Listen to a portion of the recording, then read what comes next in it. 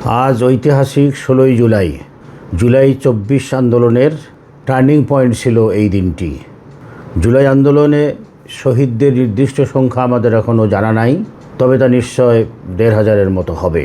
সংখ্যা যাই হোক, জুলাই আন্দোলনে প্রত্যেকটি শহীদের প্রাণের মূল্য সমান, তাদের অবদান সমান।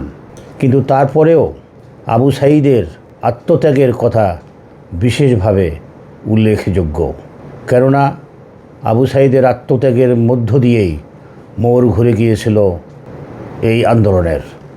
16ই জুলাই তারিখে ফ্যাসিস্ট সরকারের আগ্রাসী পুলিশ বাহিনীর তাক করা অস্ত্রের সামনে আবু সাঈদ তার 2 হাত প্রশস্ত করে বুক পেতে দিয়েছিল। এই যেন বুকের মধ্যে অনেক ঝড়, বুক পেতেছি গুলি কর। সত্যি সত্যি ফ্যাসিস্ট সরকারের আগ্রাসী বাহিনী আবু সাঈদের বুকে অস্ত্র তাক করে গুলি করে। অকাতরে প্রাণ দান করল আবু সাঈদ। এই ঘটনার প্রতিক্রিয়া দেশবাসী বিস্ময়ের সঙ্গে অবলোকন করল, প্রত্যক্ষ করল। আবু সাঈদের বুকের ঝড় তীব্র বেগে সঞ্চারিত হলো দেশের ছাত্র সমাজের মধ্যে, সেই সঙ্গে সঞ্চারিত হলো দেশের সকল শ্রেণীর তরুণ, যুবক, যুবতী, সাধারণ মানুষ, খেটে খাওয়া মানুষ, এমনকি ফুটপাতের শ্রমিক ও রিকশাওয়ালাদের মধ্যেও রাস্তায় নেমে পড়ল আপামর জনগণ। মীর মুগ্ধ, গোলাম নাসির, আহনাফ সহ অসংখ্য জানা অজানা প্রাণ। এই জুলাই মাস থেকে আমাদের এদেশের মানুষের, বিশেষভাবে ভবিষ্যতের শাসকদের শিক্ষা নেওয়ার অনেক কিছু আছে।